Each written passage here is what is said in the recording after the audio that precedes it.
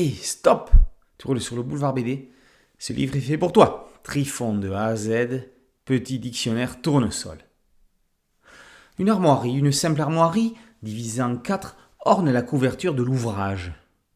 On y voit un parapluie noir fermé, un cornet acoustique, un chapeau melon vert et une main tenant un pendule. Il n'en faut pas plus pour reconnaître que ces attributs représentent un personnage mythique de la littérature illustrée du XXe siècle. Si d'aucuns auraient encore des doutes sur son identité, une bannière tranche l'écusson d'un toujours plus à l'ouest. Ce personnage, c'est le savant le plus célèbre de la bande dessinée, autrement dit Trifon Tournesol.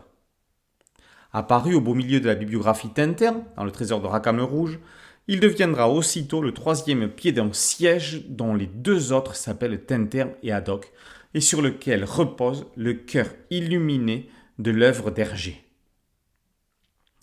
Après 1000 sabords, mon beau château, le tintinologue Pierre Bénard propose un nouvel essai, on pourrait dire précis, sur l'univers. Après Moulinsart, son dévolu s'est porté sur Trifon Tournesol, pour lequel il propose un délicieux abécédaire, un trifonaire. D'Albert Algou à Zouave, ne voyez pas là un rapport de cause à effet, Bénard distille au travers de diverses entrées la vie et l'œuvre du savant en vers. Tournesol ne fut pas le premier scientifique dans le monde de Tintin. Dès les cigares du pharaon, à la recherche du tombeau de Kiosque, l'égyptologue Cyclone préfigure Tournesol, jusqu'à son nom. Cyclone, Typhon, Trifon. Mais lui finira complètement fou. Il y a aussi eu le professeur Calice, directeur de l'observatoire dans l'Étoile mystérieuse. D'ailleurs, pourquoi Calice n'a-t-il pas été validé pour devenir un personnage récurrent de savant que cherchait Hergé? Nul ne peut y répondre. Peut-être qu'Hergé cherchait la bonne formule pour son personnage. Fermons ici la parenthèse pour revenir à notre Trifon, inspiré du célèbre Auguste Piccard, créateur du bathyscaphe et premier explorateur de la stratosphère.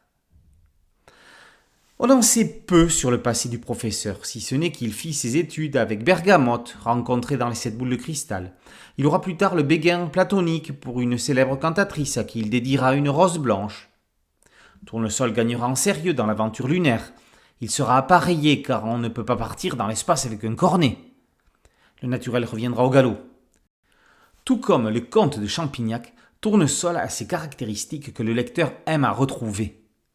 Même s'il en aura fait peu, ses colères restent mémorables, comme Asbrodge dans Objectif Lune, envers le capitaine Haddock. Pierre Bénard a réalisé un travail minutieux, nous livrant certains éléments méconnus, comme cette anecdote mettant en évidence la ressemblance entre Trifon et le professeur Lefebvre dans le film Fantomas se déchaîne, sorti en 1965. Depuis son apparition dans Le Soir dit Volé, le 5 mars 1943, le professeur Tournesol est devenu un personnage du panthéon du 9e art.